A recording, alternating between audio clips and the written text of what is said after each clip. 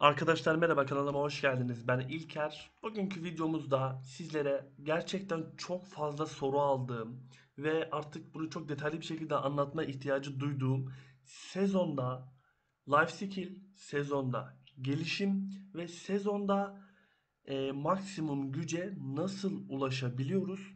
Bunlarla alakalı bir video çekmek istedim. Bu video biraz uzun olacak. Şimdiden baştan ifade etmiş bulunayım. Bayağı konuşacağım. Anlatılacak çok şey var. Öğretilecek çok bilgi var. Bu yüzden çay kahve alın. Videoyu durdurun. Grind atıyorsanız alt taba alın. Dinlemeye başlayın. Yavaş yavaş başlayalım. Şimdi ilk önce göstermek istediğim en önemli şey sezonda life skill. Neden abi? Neden sezonda life skill? Arkadaşlar biliyorsunuz life skill yapabilmek için bize gerekli olan malzemeler var. Manoset, toplama kostümü, bunun gibi malzemeler gerekli. Ama sezonda life skill yapıyorsanız bunlar gerekli değil arkadaşlar. Sezonda life skill'de herhangi bir şekilde Manos takıya ihtiyaç duymuyoruz veya onun dışında herhangi bir Manos alete ihtiyaç duymuyoruz. Zaten takamıyoruz da. Peki burada life skill nasıl yapılıyor? Öncelikle toplamadan başlayalım. Envanterimi açıyorum. Bu sezon çarını yeni açtım bu arada. Bilge geldiğinde açmıştım. Kasmadım. Çok oynamayı sevdiğim bir karakter olmadı, açık konuşmak gerekirse. Fena bir karakter değil aslında ama belki ileride oynarım. Bunu tabii ki mezun edeceğim daha sonra. Şu an pek vaktim yok. Bu karakterde takmamız gereken öğeler neler? Toplama yaparken. Arkadaşlar sadece büyülü alet takıyoruz. Bu sıvı toplayıcı olabilir, kazma olabilir. Ne yapacaksınız? Hangi toplamayı yapacaksınız? Onun büyülü aletini takıyorsunuz. Ama şunu bir ifade edelim. Bakın büyülü aletin üzerine geldiğimiz zaman toplama becerikli 5 üzeri giyebilir diyor. Biz oyuna başladığımızda toplama becerimiz acemi bir oluyor. Yani büyülü aleti takamıyoruz. O zaman neyi takıyoruz? Birincisi sezondaysanız şu Lando'nun verdiği bir tane şey var. Balta. Bunu takın. Bununla biraz becerikli 5 olmaya çalışın. Ya da şurada NPC bu özelliğimiz var. Buradan malzeme sorumlusunu seçin. Bakın malzeme yazıyor. Buna tıklayın. Bu NPC'de bronz malzemeler var. Takabiliyorsunuz. Onlardan envanterinize alın. Becerikli 5 olasıya kadar onları kullanın. Zaten becerikli 5 seviyesi gayet düşük bir seviye. Kolay bir seviye. Eğer sezonda Shaya açarsanız direkt profesyonel başlıyor. Direkt büyülü aleti toplayıp takıp toplama yapmaya başlayabiliyorsunuz. Şimdi arkadaşlar sezonda toplama yapmanın ince ayrıntıları nelerdir? Şimdi dedik üzerimizde herhangi bir manos takmıyoruz. Peki manos takmadan nasıl toplama yapıyoruz? Drop veriyor mu? Tabii ki veriyor. Vermiyor olsa bu videoyu çekiyor olmazdım. Şöyle arkadaşlar. Takacağımız şey özür dilerim. Yaşam ruh taşı. Bunu kullanabiliyoruz sezonda. Bunu taktık veya bunu takmak yerine şunu da gösterelim. Sezonda 60 level olduğunuz zaman Fugar'dan gidip bir görev alıyorsunuz. Şöyle Trent'in gözyaşını da veriyor. Ben Trent'in gözyaşını öneririm bu arada. Ama ana hesabımda kullandığım için sezon hesabımda şu an bunu kullanmıyorum. Ama ana hesabımda kullandığım için bunu kullanmıyorum. Varsa ben bunu öneririm. İkinci olayımız şu. Eğer oyuna yeni başladıysanız ve life skill yapmak istiyorsanız sakın Mano set dizmekle uğraşmayın şimdilik. Çünkü abi zaten bu çar toplama yaparken 2000 ile toplayacağız şimdi. Göstereceğim zaten ayrıntıyı da size. Gerek kalmayacak. Takmamız gereken yaşam ruh taşı, büyülü sıvı toplayıcı, normal kron yemeğimiz, deniz mahsullü kron yemeğimizi yiyoruz. Varsa villa buff'ı, çadırdan villa buff'ı alabiliyorsunuz biliyorsunuz şuradan şu. Bunu alıyorsunuz. Bir de onarım yapalım şöyle. Onarabileceğimiz bir şey yokmuş. Geç hemen. Bunun yanına kullanmamız gereken malzemelerden birisi de Lara'nın sıcak çayı. Şimdi Lara'nın sıcak çayı şöyle arkadaşlar. Sezonda life skill toplama yaparken ana drop'umuzu maksimumda veriyor. Hatta bir toplayalım şöyle göstereyim onu da. Agres kullanıyorsunuz bu arada toplama yaparken. Her toplamada kullanılmıyor ama ben şimdi öz toplayacağım. Özde agres kullanıyorsunuz. Bakın drop bu. Nasıl? Şimdi bu ortalama bir drop. 17, 17, 3 daha 20, 23 tane öz almış olduk. Ee, Herhangi bir toplama hesabında 2000 masteriz olduğunuz zaman Agris açıkken alacağınız maksimum drop 32 özdür arkadaşlar. En fazla 32 öz alabilirsiniz. Burada da 32 öz alabiliyorsunuz. Birinci avantaj bu. Yani ana toplama ürünümüzü maksimumda veriyor. Yani ben şu an gidip 2000'li bir toplama hesabında toplama yapsam da şu an bu hesapta almış olduğum özle aynı öz alacağım. Bakın 220 tane öz aldım. Yanında diğer dropları da atıyor. Şimdi toplama muhabbeti bu. Hangi toplamaya ihtiyacınız varsa ağaç kesmek, sıvı emmek, işte kasaplık yapmak ne istiyorsanız 2000'miş gibi burada yapabiliyorsunuz. İkinci önemli ayrıntı. Fark ettiyseniz toplama yaparken zamanın sindiği kara taş veriyor. Bakın ne kadar güzel. Eğer ben grind atmak istemiyorum, sezon çarımı da kasmak istiyorum diyorsanız sadece toplama yaparak bile zamanın sindiği kara taş elde edebiliyorsunuz. Bildiğiniz gibi bunlar birleşti zaten. Bunları da gidip sezon itemlerinize artı basabilirsiniz. Ben zaten bu hesabımı 56 level bu hesabımı muhtemelen bir arkadaşım 60 levele kastırıp daha sonra sezondan kazanmış olduğum toplama yaparken şu zamanın sindiği kara taşlarla itemlerini fullleyip öyle mezun edeceğim. Bu açıdan da avantajlı. Üçüncü ayrıntımız az önce söylemiştim ya. Toplamayı yaparken basacağımız diğer bufflar neler? Arkadaşlar Lara'nın sıcak çayı basabilirsiniz. Çünkü burada şöyle bir ayrıntı var. Siz toplama yaparken ana ürünü 2000'miş gibi alıyorsunuz ama kapras biliyorsunuz ağaçtan sıvı toplarken kapras ve kadim ruh tozu dağıtar. Burası bu ilk sezondaki life skill'de kadim ruh tozu ve kaprası 2000'deymiş gibi atmıyor. Yani buranın dezavantajı bu. Ama bu dezavantaj çok büyük bir dezavantaj mıdır? Bence kesinlikle değil. Çünkü bir kişinin 2000'de life skill yapabilmesi için en az Trimanos set, toplama kostümü, bütün canlılık taşlarını almış olmalı ve yanına da toplayacağı aletin pen olmuş olması lazım. Ve bu büyük bir masraf arkadaşlar. 50-60 B'lik bir masraftan bahsediyoruz. 50-60 birlik bir masraf yapmak yerine oyuna yeni başlayan bir arkadaş için 50-60 B demek gerçekten iyi bir para demek. Ama bu şekilde toplama yaparak life skill'e bir yerden başlamış bulunabilirsiniz. Bu birinci ayrıntımız. Bir sürü ayrıntı söyledim de neyse devam edelim. Lara'nın sıcak çayı. İkincisi kaba iş iksiri. Bunu üretebilirsiniz. Tabi üretmek için dikenli ağaç bitki özü gerekli. Yani bunu biraz zor elde edersiniz. Ama bunu basmanız gerekli. Çünkü bu ne veriyor bize? Bütün toplama eşyası düşürme oranı %5. Tamam biz dedik ana ürünümüzü maksimumdan alıyoruz ama biz zaten 2000'de topladığımız için burada yan drop'umuzu yükseltmemiz lazım. Yani bu yandan verdiği sert, keskin gibi drop'u yükseltmemiz gerektiği için toplama eşyası düşürme oranı bufflarına öncelik tanıyoruz. Kaba iş iksiri de bu işin iksir boyutu. Buradaki bufflarına sıcak çayı da toplama eşyası düşürme oranı veriyor. Bunları basarak sezonda toplama yapıyoruz. Benim şöyle bir tavsiyem daha olacak.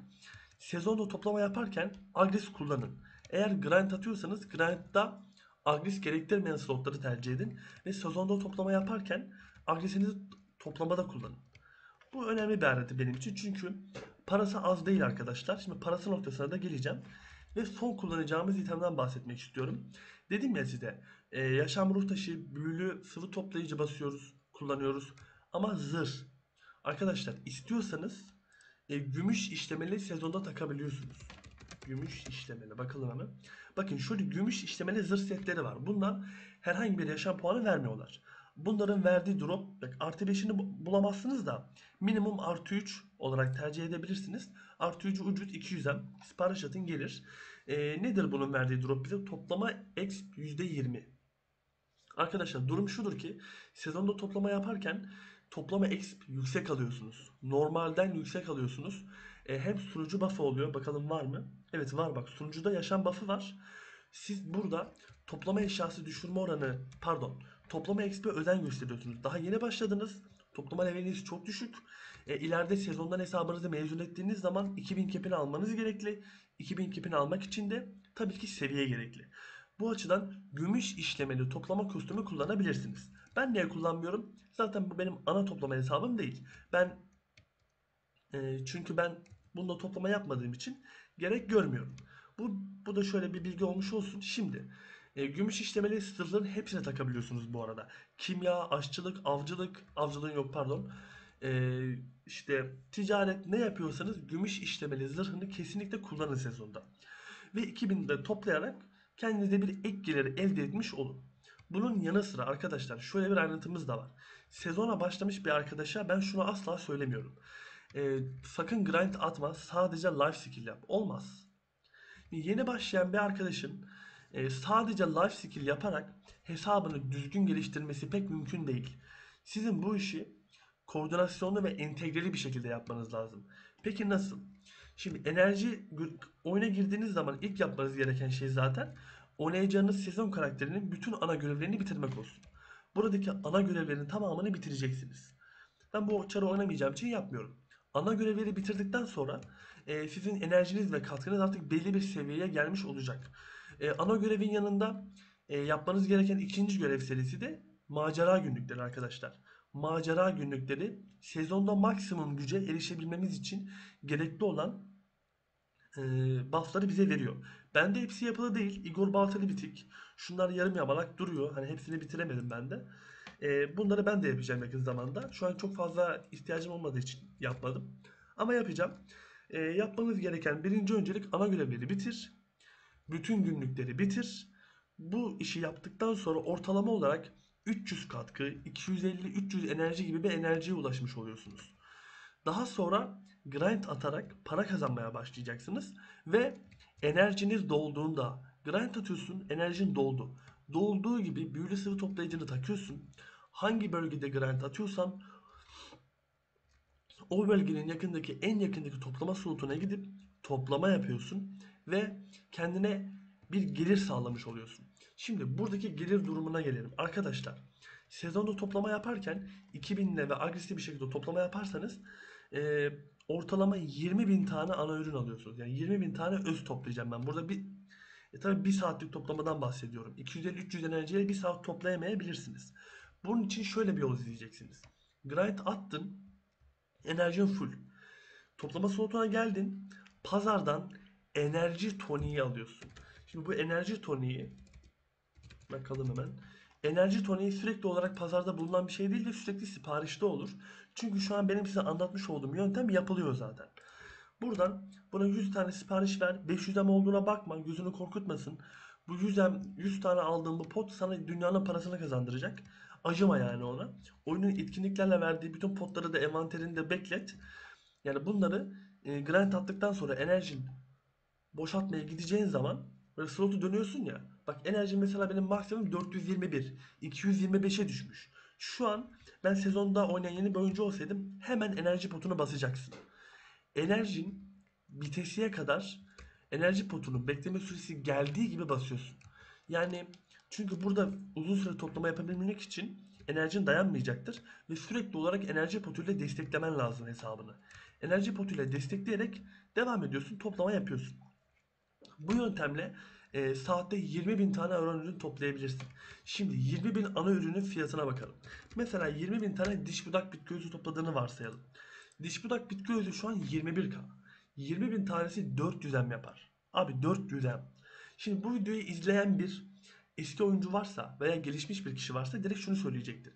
Ben 400M'i kasmak için toplama yapmam, şunu yapmam, bunu yapmam, bunu yaparım, bu daha iyi, şu daha güzel gibi bir yöntemle sakın bana gelmeyin. Çünkü ben zaten şu an bu oyunu yeni başlayan adamların para kazanacağı bir yöntem öğretmeye çalışıyorum. Çünkü arkadaşlar yeni başlayan bir adamın ne yaşadığını çok bilen yok oyunda.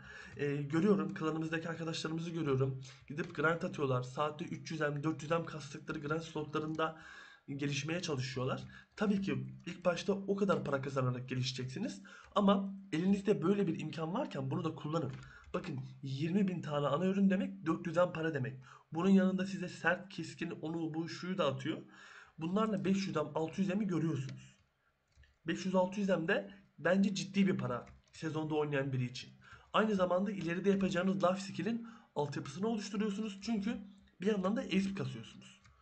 Bu benim ileteceğim nokta budur.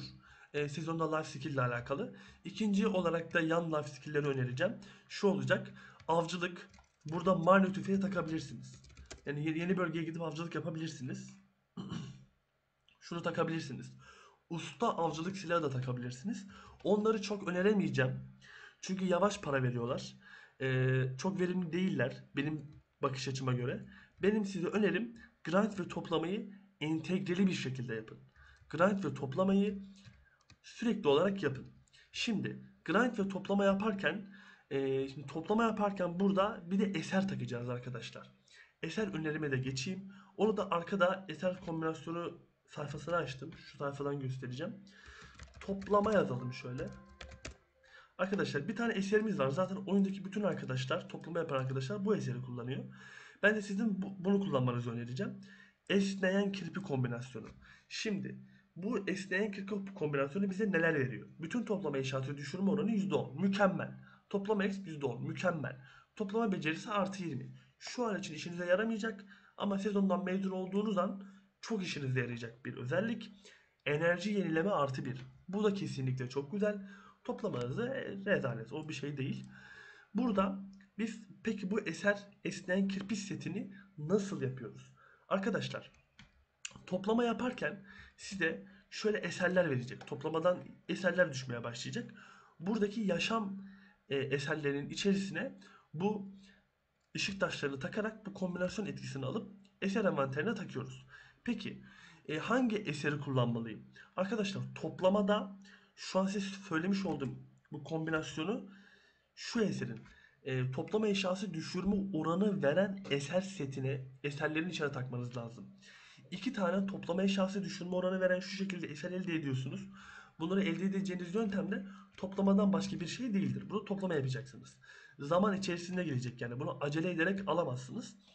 Elinize bu eserler 2 adet geldiği an pazardan Flora çayır, Flora orman, rüzgar şans, renkli ışık taşını çekip bu eserlerin içine koyuyorsunuz ve esneyen kirpi kombinasyonunu alıyorsunuz. Ve bu esneyen kirpi kombinasyonuyla deli gibi toplama yapmaya başlıyorsunuz. Bu toplama ile alakalı önereceğim eser buydu. Burada topladığınız ürünleri ne yapacaksınız noktasına gelelim. Benim tavsiyemce yeni başlamış bir arkadaşın topladığı ürünleri merkez pazara satmasını tavsiye ederim. Şimdi diyeceksiniz ki neden? Bu ürünleri kimya ile veya herhangi bir life skill ile birleştirdiğimiz zaman daha çok para kazanmaz mıyız diye soracak olursanız hayır arkadaşlar. Sezonda kimyayı 2000'de yapmıyorsunuz. Sezonda aşçılığı 2000'de yapmıyorsunuz. Burada ürettiğiniz ürünleri, topladığınız ürünleri üretim aşamasını geçirmeye kalkarsanız yüksek verimlilikte para kazanamayacaksınız. Ancak iki yöntem var. Şunu yapabilirsiniz. Sezonda oynadığınız süre boyunca bütün malzemeleri toplayıp bir depoya biriktirip sezondan mezun olduğunuz zaman o zaman artık kimya, aşçılık yapabilirsiniz. Ama bunu önerir miyim? Eğer vaktim bol, ben keyif alacağım, life skill'i de tam anlamıyla yapacağım diyorsanız öneririm. Ama benim önerim bunları satmak olacak. O yüzden de merkez pazar değeri en yüksek olan ürünü toplamanızı, diş budak bitki özünü tavsiye edeceğim. Toplaması çok basittir. Bu arada şu an şuraya kartlara koyuyorum. Oradan da diş budak rotasyonunu görebilirsiniz. Gidip toplayabilirsiniz. En iyi nerede toplanacağına dair bir videoda çekmiştim daha önce. Bu açıdan ben topladığınız ürünleri satmanızı tavsiye ederim. Ama sattığım zaman da şu olacak diye düşünebilirsiniz. Sadece toplama level kasmış olacağım. Ben kimya da yapmak istiyorum veya aşçılık da yapmak istiyorum. Onları kasmamış oluyorum diye düşünmeyin sakın. Siz onun için gerekli olan gümüş işlemeli aşçılık kostümünü alın ve alt değersiz, hani çok rahat üretilen yemekleri üretin veya iksirleri üretin. Kimyada dirilme iksiri, saf toz reaktif, saf berrak reaktif üretin. Zaten ileride kimya yaparken bunlara mecburen ihtiyacınız var.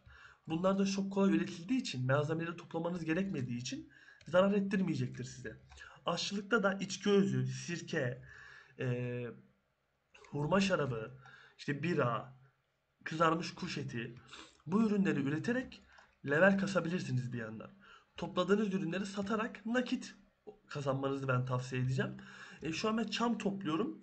Çama yakın olduğum için sırf fiyatı 11K. Normalde çok toplanan, fiyatı düşük bir ürün. Normalde ben bunu size toplamanızı önermiyorum.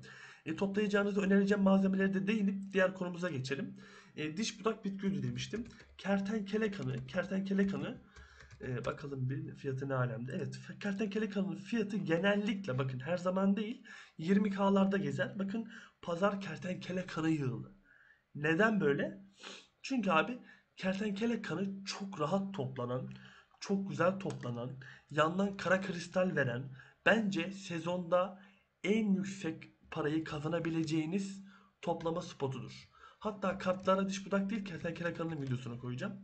Oraya gidin, toplamasını yapın. Çünkü arkadaşlar fiyatı 20k, slot çok rahat, yanları kara kristal, güzel para ve işe yarayan bir kan. Ben kertenkele kanı toplamanızı öneriyorum bu noktada size. Şimdi life skill aşamasını bir geçelim. Burada anlatmayacağımız bir şey kalmadı. Şimdi biraz da grind aşamasına girelim. Grind, peki sezonda grind durumu nedir? Arkadaşlar hepiniz sezon hesabı açıp grind atıyorsunuz zaten. Ama benim gördüğüm büyük yanlışlar var. Büyük eksiklikler var. Birinci eksiklik arkadaşlar, ana görevleriniz bittikten sonra macera günlüğünü yapmadan grind atmaya başlamayın hemen. Macera günlüğünü bir günde 2 günde bitiremeyeceksiniz. Ama bunu her gün mutlaka istikrarlı bir şekilde bitirmeye çalışın. Macera günlüklerinden alacağınız AP ve DF buffları size sezonda cap aldırıyor. Zaten sezonda sınırlı bir AP ve sınırlı bir DP ile iş yapıyoruz. Buradaki bu buradaki bu buffları, AP'leri, DP'leri almazsak sıkıntı.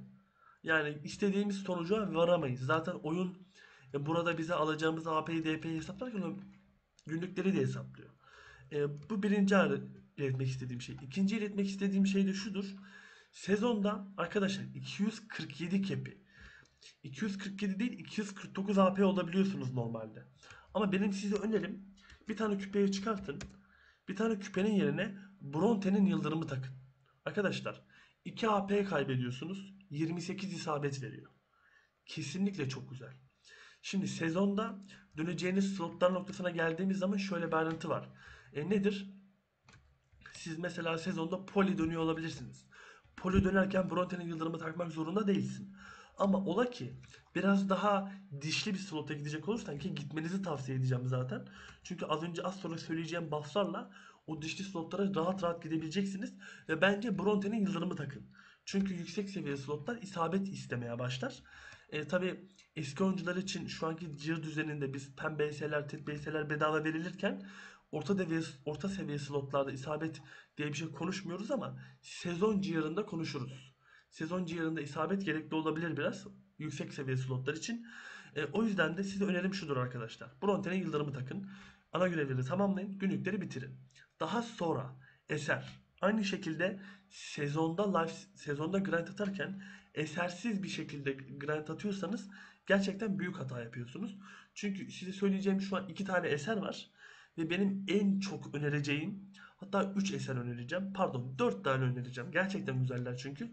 4 tane eser önereceğim. Bu eserleri önermeden önce eserleri sezonda nerede elde edeceğinizi de gösterelim. Arkadaşlar sezonda birinci olarak size kesinlikle gidip koşa koşa grind atın diyeceğim slotlardan birisi. Bunun videosunu çekeceğim zaten grind videosu olarak. Av sahası bilgisinden Kratuga. Hemen yazalım şuraya. Kratuga. Arkadaşlar Kratuga sezon hesabıyla dönülebilecek bir slot. 250 AP. Benim size az sonra söyleyeceğim bufflarla burayı parçalarsınız. Bu slotun bize faydası nedir? Birincisi bakın çöpü. Çöpü Agris'in etkili olduğu bir slot. Agris'le yüksek paralar kazanabiliyorsunuz. Birinci güzelliği bu. İkincisi nedir? 2 adet takı atıyor.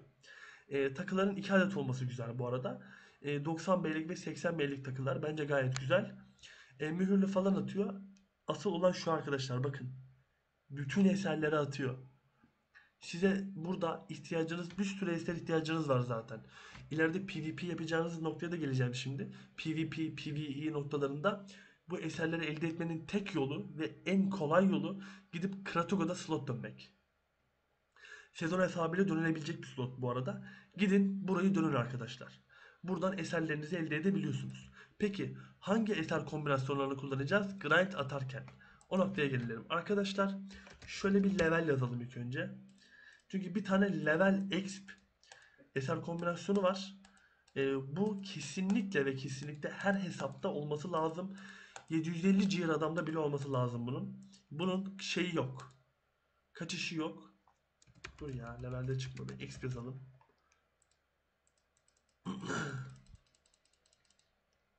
300 yazarsam çıkar çünkü 300. Evet. Sebat. Arkadaşlar gidiyorsunuz. Kratuga'da canavarlara karşı ek hasar eseri var ya, şu canavarlara karşı ek hasar.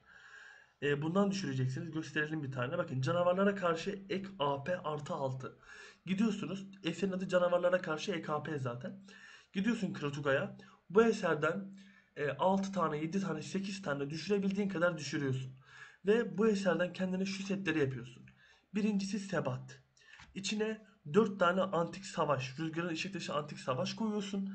Level X %300 kombinasyon etkisi veriyor. Ve buradaki her savaşta %25 exp var. Yani %400 level exp alıyorsun. Yeni başlayan biri için o %400 level exp kesinlikle çok önemli.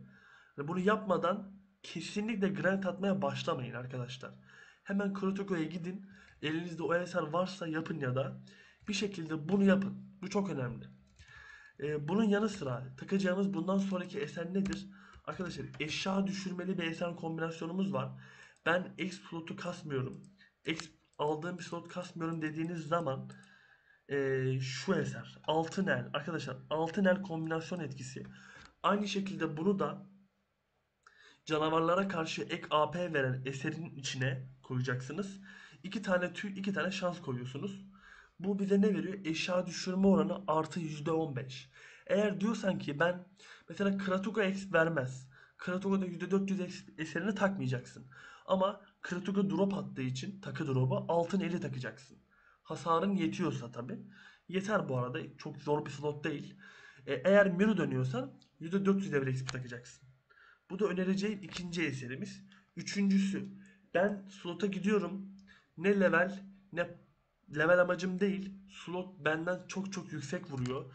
Ben slota maksimum hasar vurmak istiyorum diyorsan da arkadaşlar yaratık kombinasyonu var bir tane, onu göstereceğim şimdi. Yırtıcıydı, pardon. Yırtı yazalım şöyle. Heh. Hemen bulayım onu da.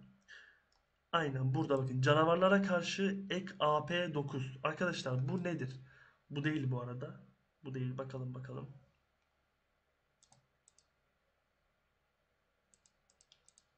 Bulayım hemen. Bu çok önemli bir eser. Çünkü eser kombinasyonu çok yüksek canavar AP veriyor. Ama bulmakta biraz zorlandım. O işe yaramaz. Bakın bunlar da fena değilmiş bu arada. Şimdi dikkatimi çekti. 7 AP, yer kritik vuruş hasarı 2 falan var. Bunlar da güzelmiş ama belki masraflı olur. Bunları geçeceğim şimdi. Buradan bu arada kendinize göre de bir eser seçebilirsiniz. Buymuş. Şimdi yeni gördüm. Arkadaşlar 2 tane canavar AP eseri veren, içerisine 3 tane yırtıcı, bir tane renkli ışık taşı koyuyorsunuz. Bu 3 yırtıcının her birinde canavar AP var. Artı 9 da kendinden veriyor. Peki bunu nerede kullanacaksınız? Arkadaşlar slot dönerken hasarım yetmiyor, bu slottan verimli çöp alamıyorum dediğiniz zaman yırtıcıyı kullanabilirsiniz. Yani yabani kombinasyonunu kullanacaksınız. Eğer benim döndüğüm slot Kamasilva slotu diyorsanız, bakın burada Kamasilva olanı var. Benim döndüğüm slot yarı insan diyorsanız yarı insanı var. Bu topa girmeyin, uğraşmayın. Sadece şunu yapın. Her slotta şimdilik bunu bir kullanın. Bu önereceğim 3 tane eser arkadaşlar. Bunlar çok önemli. Sezonda maksimum güce erişmek istiyorsanız bu eserleri takmanız gerekli. Bunun yanı sıra peki abicim sezonda tamam eserlerimizi taktık. Nedir onda? Eserlerimizi taktık. Slotumuzu dönüyoruz. İksir. Abi cinnetten başka iksir tercihiniz yok. Direkt geçin. İksir rotasyonu falan kullanmaya kalkmayın. Masraflı olur. Ölüp kalkarsınız. İksirler yok olur gider. Bir tane tespit iksirin mavisi 4M. Gerek yok yani. Pazarda parti olanı 4M. İksir olarak sadece cinnet önereceğim size. Döneceğiniz slotları da zaten bundan sonra bir sezon rehberi çekiyorum. Sezonda slot rehberi. Orada tek tek atacağım. Güç olarak ikinci alabileceğiniz şey kristaller arkadaşlar. Sezonda farm atarken kristal setinizin tam olması gerek. Kristaller takıyor olmanız gerek.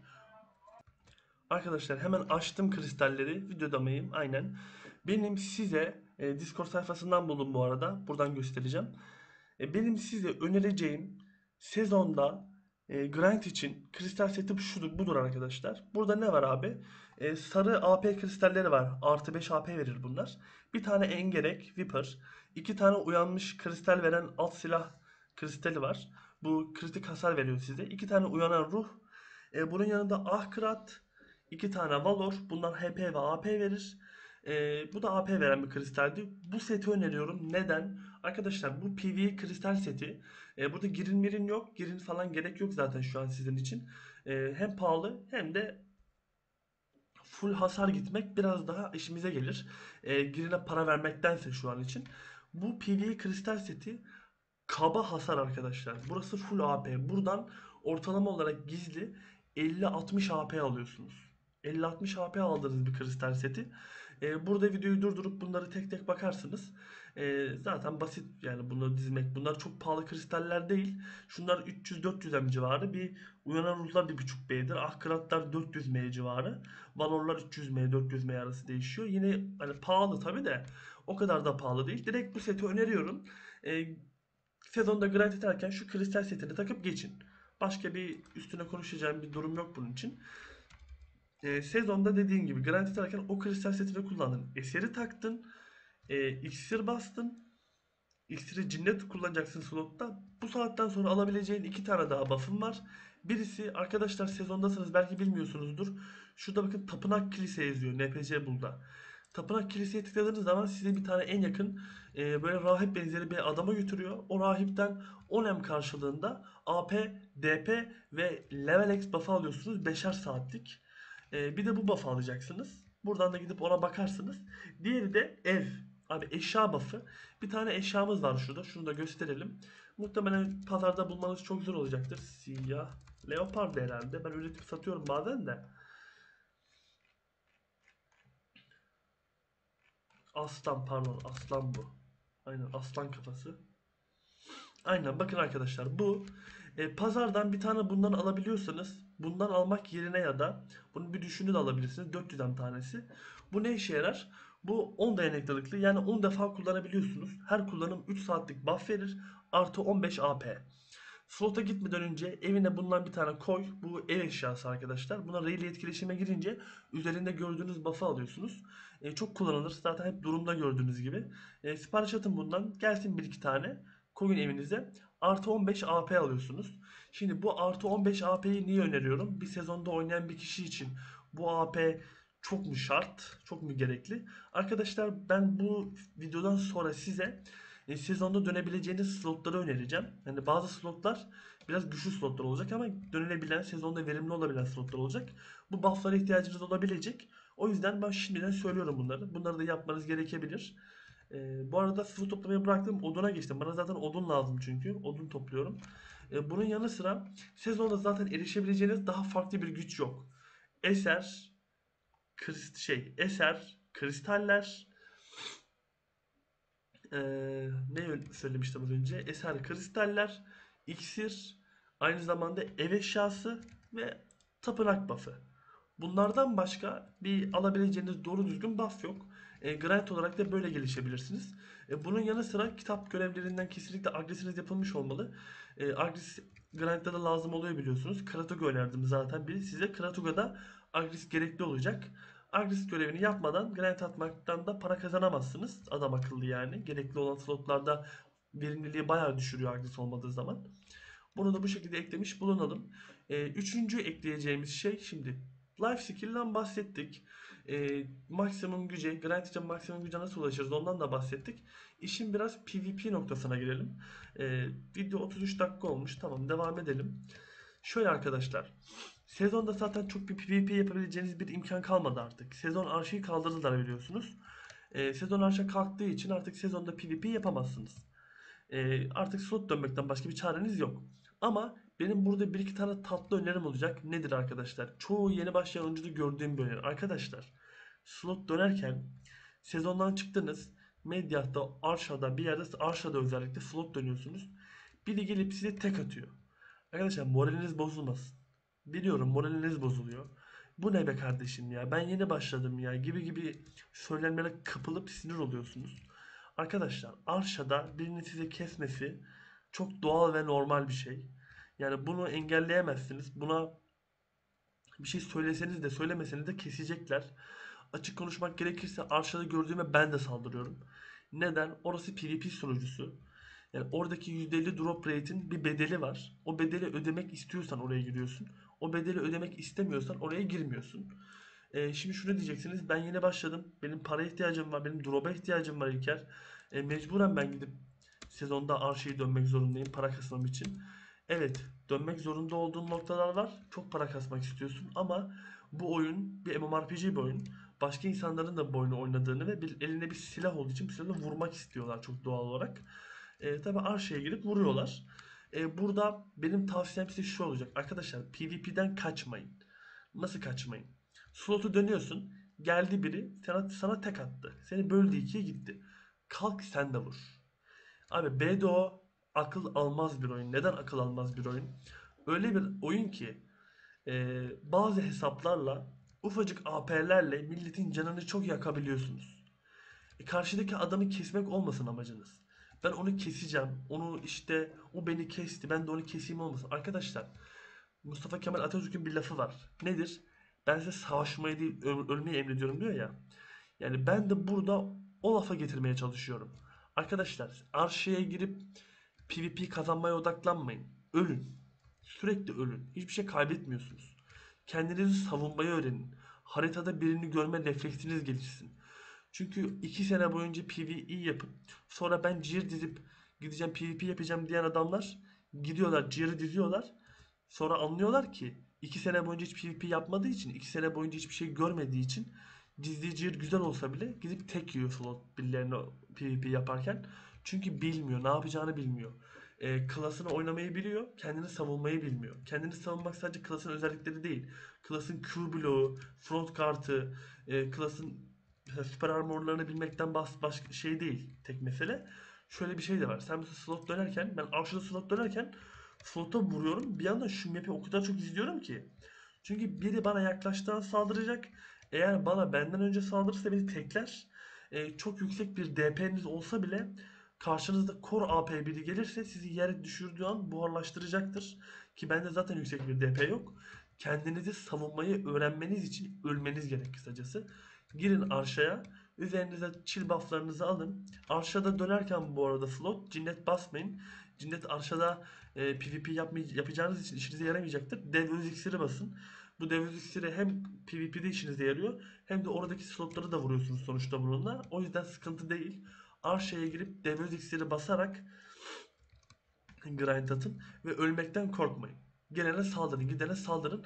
Karakterinizin potansiyelini öğrenmeye çalışın. El ayak diyorum ha. El göz koordinasyonunuz gelişsin. Biri geldiği zaman ne yapacağınızı bilin. Karşıdaki adamın nasıl savunacağınızı bilin. Bir sahile üstünüze koşuyorsa sahilenin grabı yok. Front kartlarınızı etkili kullanabilirsiniz. Sahili graple yakalamak sahilenin antisi. Yani bunları ancak savaşarak öğrenebiliyorsunuz. Tabi birazcık da duyarak, bilerek. Karşınızda bir Musa gördüğünüz zaman çok hızlı olduğunu bileceksiniz. Musa'ya psikolojik olarak savaşmanız gerek.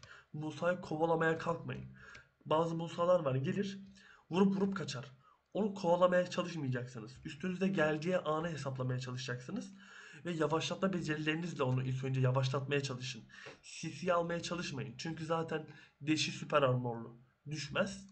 Yani bunun gibi şeyleri Arşa'da savaşarak öğrenebiliyorsunuz. Ee, Ölmekten korkmayın. Çoğu insanı görüyorum bir iki kere Arşa'ya giriyor, ölüyor ve oyuna küsüyor resmen. Ben daha diyor PvP yapmam, ölmem. Arkadaşım zaten bu oyunu 5 yıldır oynayan insanlar var. PvP noktasında belli bir seviyeye geldiler tabii ki. Ve seni kesmeleri de çok normal. Beni kesmeleri de çok normal. Ben çünkü çoğu zaman life skill yapan bir insanım. Sen girip bu insanlarla savaşmazsan da bu oyunun PvP yönünü öğrenemezsin. Bu oyunun PvP yönü bir ayda 2 ayda öğrenilecek bir şey değil. PvP'nin temelini 6-7 ay 10 ayda ancak tam olarak anlamaya başlarsınız. O yüzden kaçınmayın bu işten. Elinizde ayağınızda ne varsa sezon çarınızda da bir şeyler yapmaya çalışın. Vurun vurabildiğiniz kadar. Adamı şunu bile yapsanız bakın yeterlidir. Karşınızda bir adam var sizle savaşmaya başladı. Savaşırken adamı öldüremeyeceğinizi anlayabilirsiniz. Hasarınızın yetmeyeceğini anladığınız zaman bile bunu dert etmeyin. Neden dert etmeyin? Siz adamdan önce CC'ye sokup düşürebiliyorsanız bu da yeterlidir. Sen adamla savaşıyorsun sezon hesabında ve adam sana dokunmadan ondan önce yere düşürebiliyorsan yarın bir gün cir dediğin zaman sen o adamı keseceksin kankam. O adamı keseceksin. Tabi şu an meta değişik. Çok yüksek AP'lere ulaşılabilip ayakta tek yeme durumları mevcut. Tabi ayakta tek atacak adam da ayakta tek değer bu arada. Suratına yapıştırdığınız zaman becerileri canının balya balya gittiğini göreceksiniz. E, Yani bu noktada savaşı kazanmak değil, oyunu kazanmak olsun. Tabi burada psikolojik bir savaş da var. Öldüğünüz zaman sizin üzerinizde işte dalga geçecekler. Mesela ben gidip slot dönüyorum. Taka aldığım an, üstüne adım yazdığım an gelip beni aşağıda kesen insanlar var. Benimle alay ediyorlar tabii ki.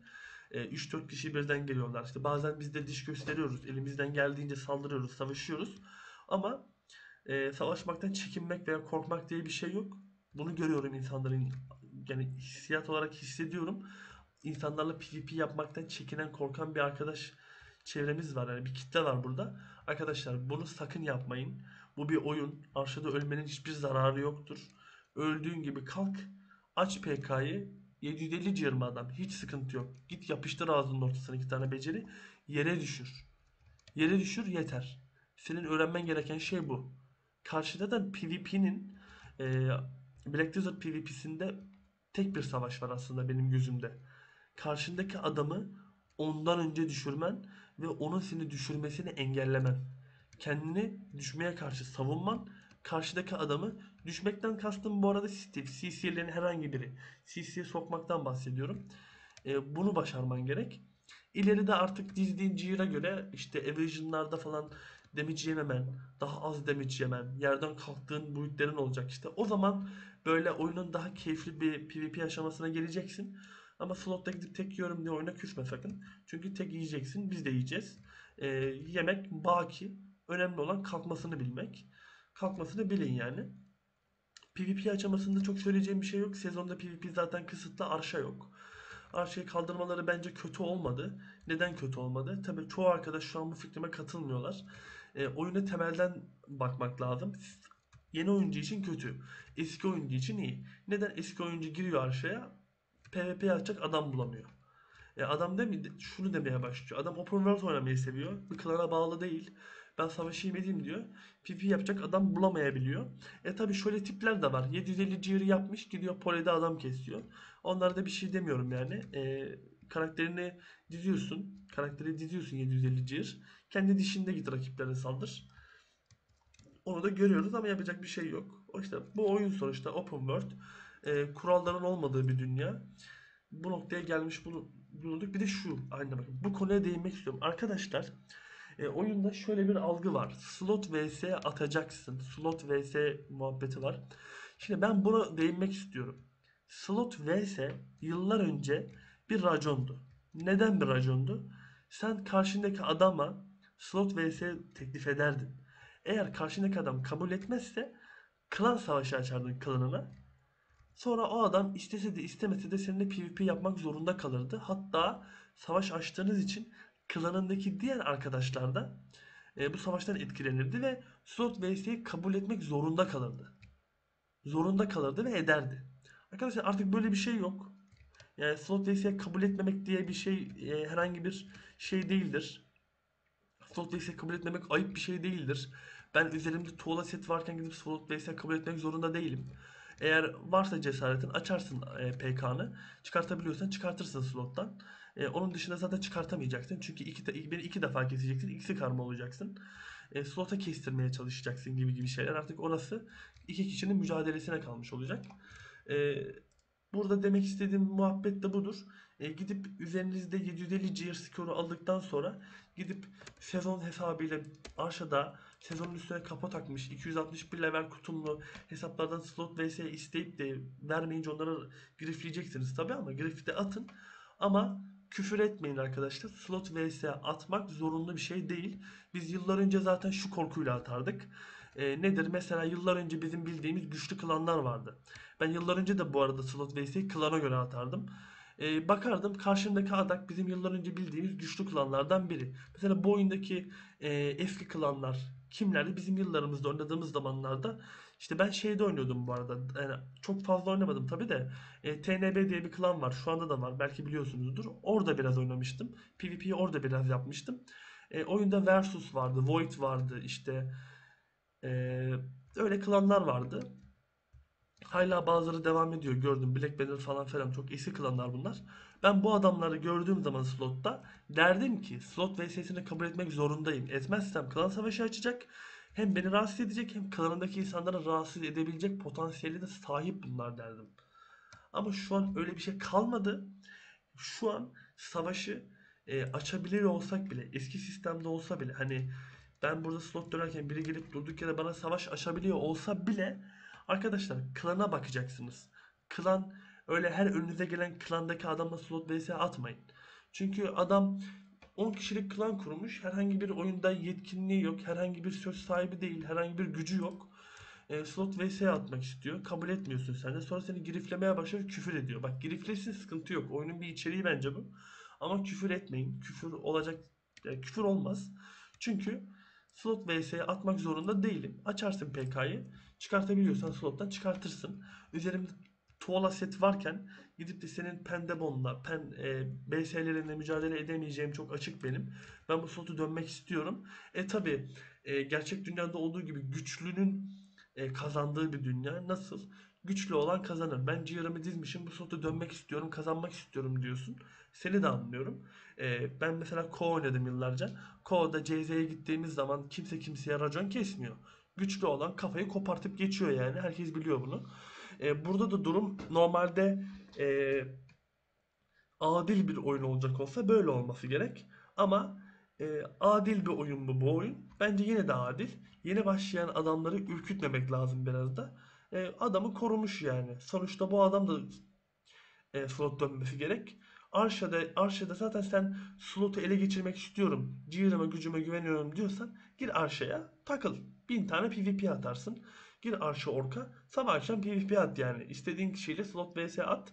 Slot vs'yi zaten yarım saat sonra savaş çıkacak yani. Kesinlikle slot dönemeyeceksin yüksek ihtimalle. Eğer öyle bir amacın varsa kendi dişinde rakiplerle git savaş orada. Burada sezondan yeni çıkmış hesapları slot vs atmayıp darlamak, ona yine amenna. Griflemek falan, bunlara bir şey demem. Bu oyunun içeriği olarak görüyorum. Ama arkadaşlar küfür etme. Slot vs atmayana da sen slot vs atmıyorsun, sen şöyle misin, ben böylesin diye sayma. Ben bunu niye söylüyorum? Bana diyorlar çünkü ben slot vs atmıyorum. Neden atmıyorum? Şu an ciğerim aslında atıyorum arada bir de. Şimdi atmıyor gibi görünmek istemedim birden. Tuvala setim var. Karşıma bir adam geliyor. Daha slota yeni başlamışım. Bufflarımı yeni basmışım. 530 level X basmışım. Slot vs istiyor. Kabul etmiyorum. Daha buff'ımı yeni basmışım. Buff'ın bitmesine 5 dakika mı var? Kabul ederim o zaman. Ben bir saatlik buff'ımı sana yedirmem. Sen grifleyebilirsin. Grifle, sıkıntı yok. Ama ben o buff'ı, VS'yi kaybedeceğimi farkındayım çünkü. AP fena değil. Belki seni yakalasam keserim. Tekleyebilecek bir hasarım çıkartırım ama biliyorum ki ben bu hesapta garmotları yok. Kristalleri yok. E, işte zaten zırhlar yok. Kapak küpe takıyor daha. Yani bu nedenden dolayı öleceğimin farkındayım. Kabul etmeyi bilirim. Bunu bu noktada açıklık getirmek istedim. Çünkü sezonda oynayan arkadaşların daha çok böyle şeylerde bana soru soruyorlar. Soru soruyorsunuz. İşte ben sezondan çıktım. Kapoları taktım. 261 kutum oldum. Slot dönüyorum. Sürekli gelip benden slot vs istiyorlar. Atıyorum, kaybediyorum. Slot dönemiyorum bir türlü. Ben bu slot vs'leri nasıl kazanırım diyor. Kanka, mücadele edip kazanmaya çalışabilirsin ama atmak zorunda değilsin. Bunu söyleyeyim. Çünkü oyunda belli başlı slotlar her zaman daha yüksek para verir. Ork kampı mesela şu an güzel bir slot yani. Ne zaman gitsen main slot doludur. Buralara dönmek istiyorsan da mücadele etmen gerekir. Bunların daha alt versiyon slotlarını dön. Ork kamptaki git main slotu dönme. Zaten orada 1000 defa slot vs yersin. 1000 defa griflenirsin. Bunu da bu şekilde açıklık getirmiş olalım.